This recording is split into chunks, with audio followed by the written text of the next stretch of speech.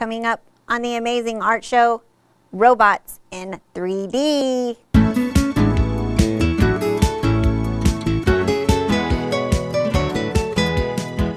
Hi, and welcome to another edition of the Amazing Art Show. I'm your host, Angie Beam, and today we have got some very interesting characters that we're going to be building today. We are going to be making some 3D, I should say 3D shape robots. All right, so let's talk about what you're going to need today. And I'm a little all over the road today. So I've got papers of all different sizes, and you get to pick whichever size you would like to work with. I'm going to do a little bit of a smaller one just because it's a little easier and it goes a little quicker. So you can do something smaller, or you can go really, really big, and I'll show you my really, really big one later. And then pencil, eraser, water, paint, and then you're going to need some acrylic paints. And on your acrylic paints, I want you to have a white, a black, and then from these, the white and the black, you're going to mix a gray, all right? And I already pre-mixed mine. So you're going to need those colors, and that's it. That's all you need today. Nothing weird or crazy, just regular stuff. All right, so let's get started on our project. In starting this project, I read this book to my students, The Three Little Aliens and the Big Bad Robot.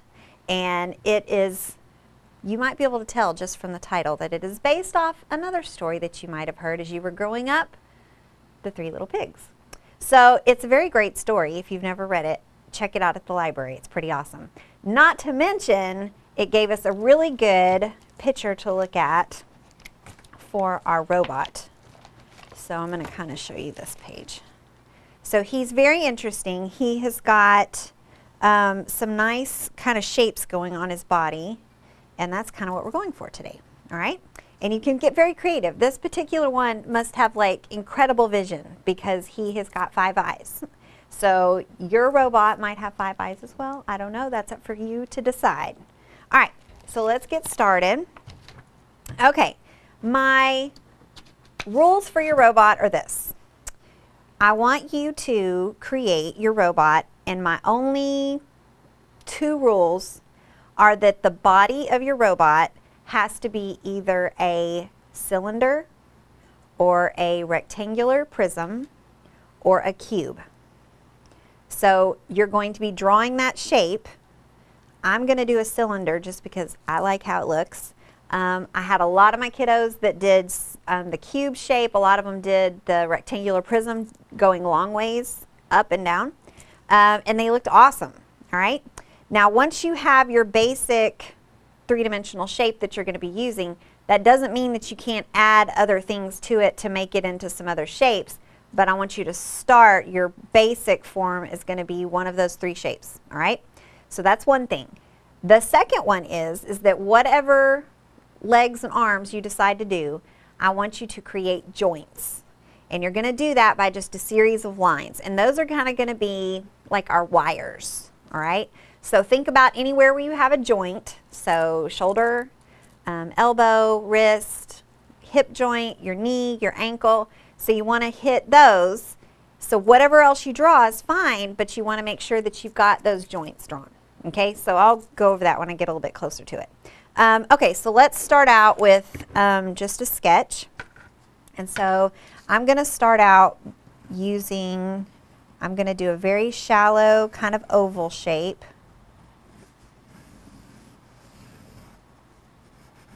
And then from there, I'm going to come down on the sides. In case you didn't pick up on it, I'm going to do a cylinder.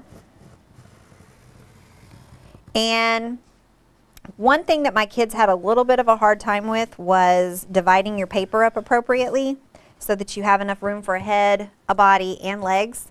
So one little trick that you might consider if you're having a hard time with it, fold your paper in half, just barely crease it, and then that way that lets you know your body should fit in this area. It shouldn't be, you know, way past that. It should fit in here pretty evenly. All right, and then that still leaves you a good portion of the paper to do your head, and then of course you want enough length that you can get your legs in there. Okay, all right, so I've started with my cylinder. And I messed up on my cylinder a little bit, but I'm not going to stress out about it.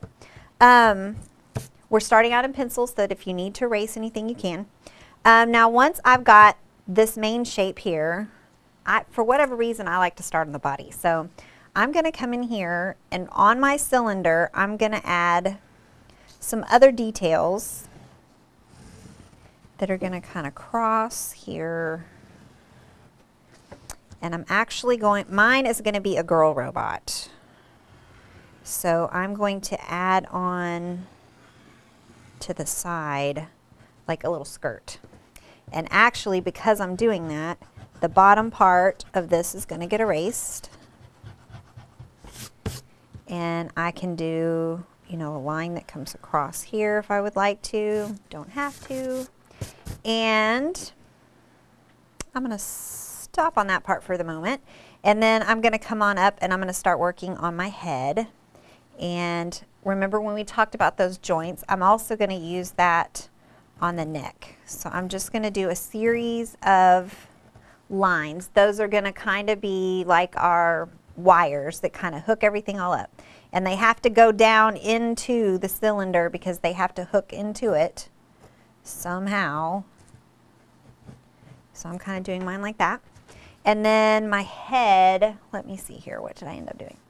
I'm going to do the head going across here.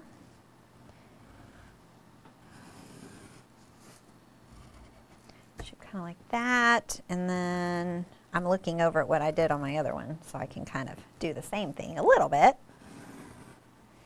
And I'm going to do eyes here. And then kind of a dome on top. Now, some of the things that we talked about in class where this is one of those projects that the details make it or break it. So you want to make sure that you add some really good details. So we talked about rivets, and we talked about, you know, like screws, we talked about wires, we talked about solar panels, like a motherboard or a control panel somewhere on your your robot. And so add those details, because the kids that really paid attention and they did the best details, their robots look phenomenal. They did a really, really good job. They looked awesome. So make sure that you think of some good details to add. And since mine is a girl, I'm going to add some kind of spiky eyelashes. Not necessary if you don't want to do that. And I'm making my robot, her eyes look kind of human-like, but not exactly. And then, let's see, I'm going to come down here. I'm going to do the legs. I'm going to do half of a sphere shape.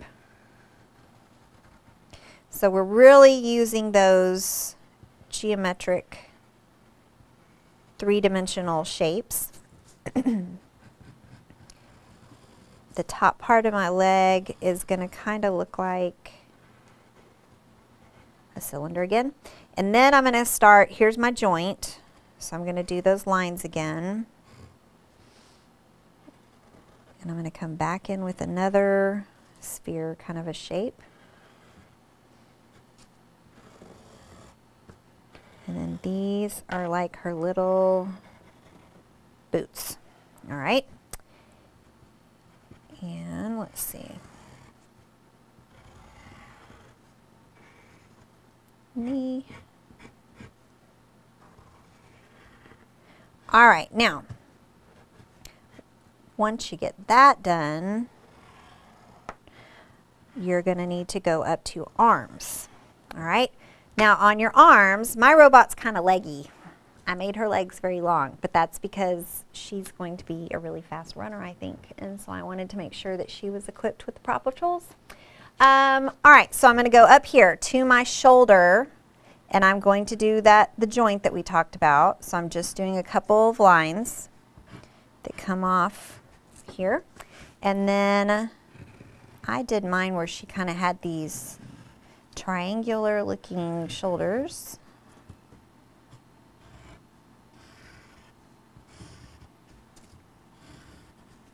And let's see, then I did that sphere shape again. I really got into the sphere shape. And then make a cylinder again.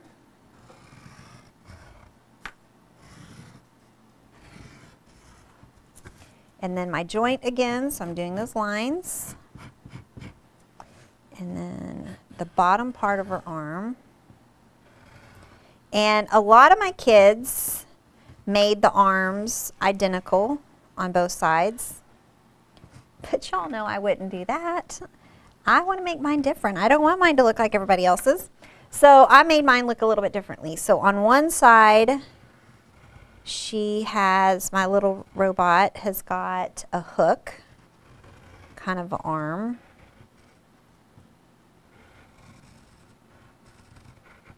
And then the other side, I gave her a little more of a hand.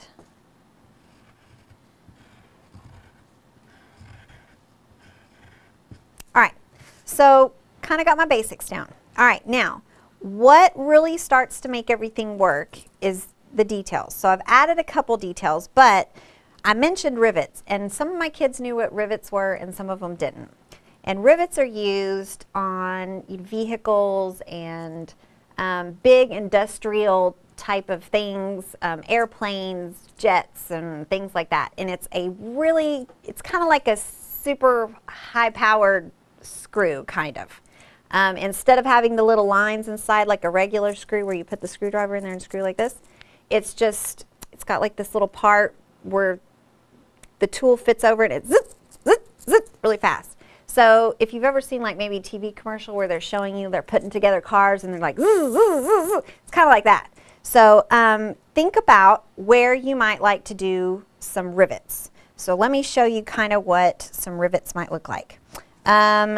You could have, since your robot is made out of metal, you could have like sheets of metal, so you might have different squares that might be different colors.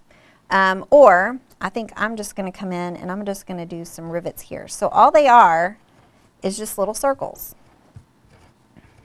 But as you start to do them, and especially later on when you are doing your coloring and all that, they really start to look super, super nice. So I did on mine a couple of little sheets of metal, so I've got a couple places like it was sheets of metal that they put together, and I did another piece down here, and then I'm going to do my rivets. And you might even think about doing, you know, maybe rivets and screws. You might want to do one or the other, but you will typically see like a sheet of metal, so you'll see the line, and then up next to it will be where the little rivets go. All right, and I did a lot of things, you know, like down on the legs and all that kind of stuff where you just go in and you add tons of little details like that. Okay, also you might want to think about, we talked about, you know, solar panels or maybe some kind of a little control box. So I'm going to do a couple of little controls on mine, and then I'm going to kind of stop there. Okay, all right, now the next thing that I want you to do is you're going to go in and I want you to outline everything. And it's going to be kind of weird to you because I'm actually, when we paint this, because of the paints that we're using, in some places it's going to paint over some of your details. But I think it's kind of important, at least it works better for me, if I kind of know what my plan is. Even though I may paint over it, I still know what the plan is, and it kind of helps me to better formulate my thoughts and make my artwork look better when I know what the plan is. So even though you may paint over some of the details later, go ahead and draw them in now, and you can always go back in later. A lot of my kids, as they were seeing me making mine, they were like, well, why did you outline it if you're just going to paint over it again? And so I said, it just helps me. It helps me to have a better plan of what I'm doing if I kind of sketch it all out, even though I may go over it again. So you're going to outline everything. And I'm not going to do all of mine. I'm going to stop here in just a second. But I do want to get this one part because of what I'm going to talk to you about next. Now, our robots are not only three-dimensional in shape, but we're also going to be talking in this lesson a lot about color. So we're going to get into that just a little bit. And we're going to be talking about tints and shades, shading, and how we want to do that. And in class, I had this light and I could work really well with it because I could put it on in certain places and we could easily see where shadows might occur. Here you're just going to have to bear with me and use your imagination. When a light source, whether it's a light or it's the sun, hits a surface, it's going to lighten up that surface. But then there's going to be the other side of the surface that's going to be more shaded. So in here in the studio, I've got lights here and here and here and here. So I'm equally kind of lit up everywhere. But if I wasn't, I would have, you know, maybe one light here. So this side of my face would be more lit up, and then this side over here would have the shading, okay? So you, as the artist, have to decide where is the light source coming from. So imagine a huge light, whatever you want to make it, is shining from some direction, okay? And then wherever it's shining, wherever it hits, that side of the body is going to be more lit up, and then the other side is going to be more shaded, okay? All right, now let's talk about how you're going to create the shades and the highlights. So remember when I told you that you needed white paint and black paint, and then you were going to eventually be mixing a gray, all right? So I bet you're wondering, like, what are you thinking? Because you always make everything super bright and colorful, and now all you're telling me is I can use white and black and gray. How boring. But you have to remember that our robots are metal, and so we're wanting to kind of make them look that silvery kind of metal color. All right, so I've already started doing a little bit of painting on this side, but that's good because it'll give us something to look at here in a minute, because we're going to be doing the same thing on this side. So let me show you what I did, all right? Okay, you're going to start with the grayish color, and you're working with an acrylic, all right? And so the cool thing about acrylic paints is they mix really well together, and they dry pretty quick, but they also stay wet long enough that you can kind of blend colors, all right, which is what we need to do.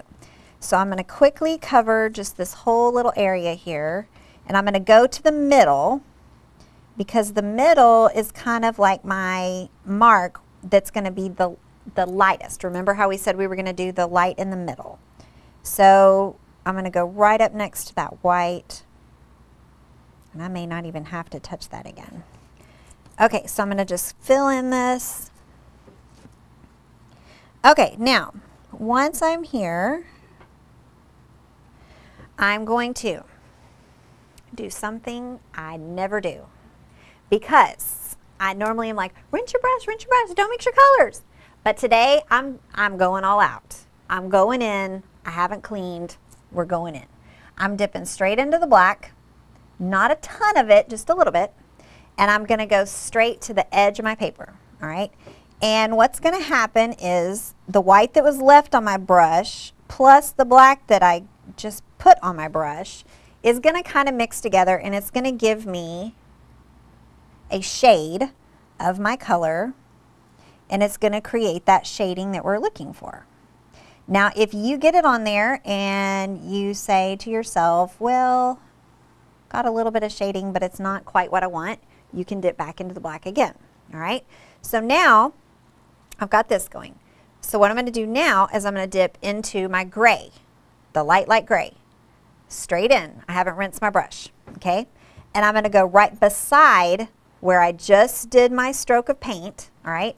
And I'm going to come right beside it, and I'm going to dab my brush a little bit, and why I'm doing that is because it's going to take the color that's kind of underneath the brush, the color that was on there before I just dipped it back into the gray, and then it's going to kind of mix those colors together. So now I'm going to go straight up right beside that other color. Okay, So now it should be a little darker on the edge, and then it's going to get lighter, lighter, lighter, lighter, lighter. Okay, so now I'm going to dip back into the gray again. I'm going to come right to the side of it, dab, dab, dab, dab, dab, kind of mix the colors that are on your brush a little bit, and I'm going to come right up beside it. Okay, and again. And what happens is eventually that color that you had down underneath your brush, that kind of the colors were all mixing together, the more and more of the gray you get on the brush, then the less and less of that color that's going to show up, and it just naturally kind of gives you that blending. Okay, now, so I'm going to kind of hold it up so you can see it. I've got on this side over here, you can see how I've got my darkest color here, and it's going to kind of glide over into the lightest areas. Same thing over here. All right, this one you can kind of see my lines a little bit better. It's probably better for me to blend those out, but it's already dry, so I'm out of luck there.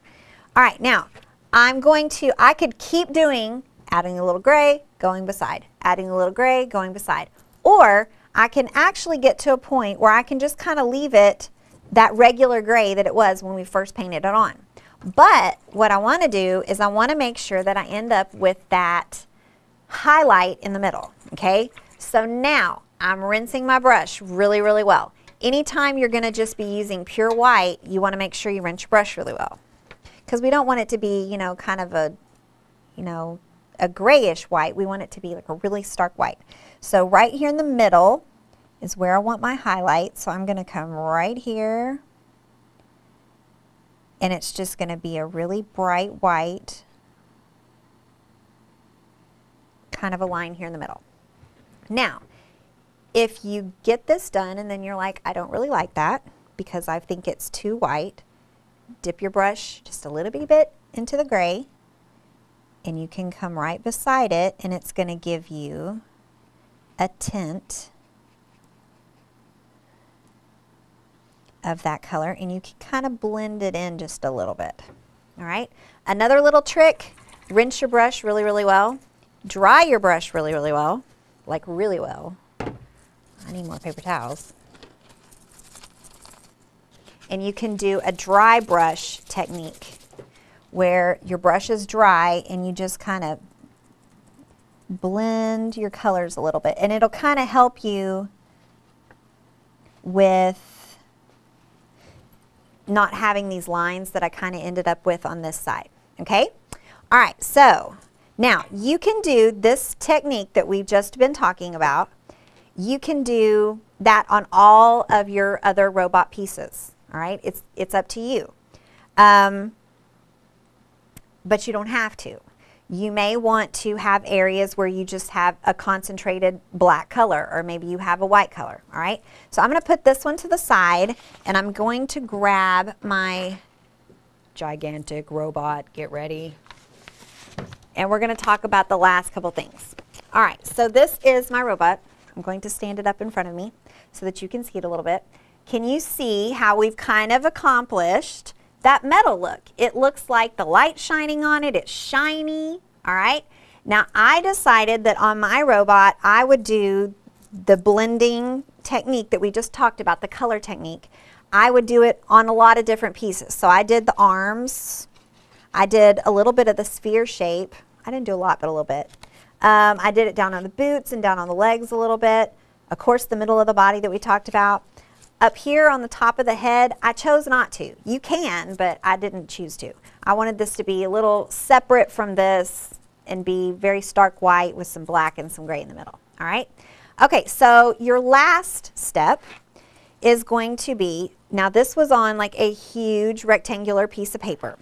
Your next step is I want you to re-outline everything. Because you painted over a lot of your details, all right, once it's dry, oh please wait until it's dry because it will totally mess up your markers if you don't. Wait until it's dry. You're going to re-outline over everything. Going back, you've already got the, you know, what your plan is in your head. Go back and you're going to re-outline everything. Rivets, wires, everything. Okay? And then the next thing that you're going to do is you're going to cut your robot out. Okay?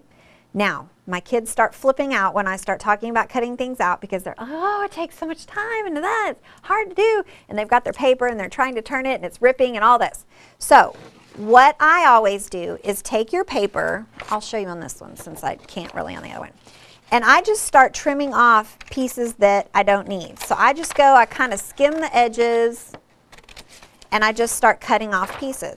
Because what that does, if you can just kind of cut off rough pieces that you don't need, it makes it so much easier to get into all those little cracks and crevices that you're going to need to get into. So sometimes I'll just kind of skim like right by the shape of something and you're just trimming it off. Then before you know it, you've got this piece and it's a lot more manageable, and especially when you need to get, you know, you're going into these little tight areas where you're needing to cut things out. Okay, so trim off your extra stuff.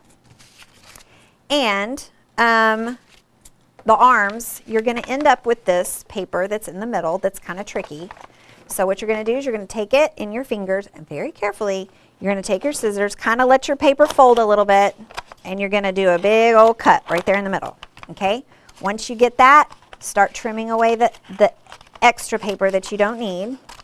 And I just do kind of a rough cut where I just kind of get rid of stuff I don't need. I'm not cutting up right next to the shape. I'm just getting out stuff I don't need, all right? And then once I've gotten all that stuff out, it's a lot easier for me to get in there and get close up to the shapes that I need to get to without tearing my paper, all right? Okay, so I'm going to leave you with that for a second, and I'm going to go to today's art quote. Our art quote today comes from an American novelist, John Updike. What art offers is space, a certain breathing room for the spirit. Okay, so I have gotten finished. I've cut everything out. Last little tip, sometimes when you cut, you'll end up with little places where you see the paper color showing. So like over here on this, by the elbow, I've got this little bitty piece that's showing. And you know what? You can fix it. Get out your black, cover it up. Nobody will ever know. It'll be our little secret. All right, so but do those last little finishing touches because it really, really makes it look nice. All right, so that is our show for the day. Thank you so much for joining us for the Amazing Art Show. Now go out and make some amazing art.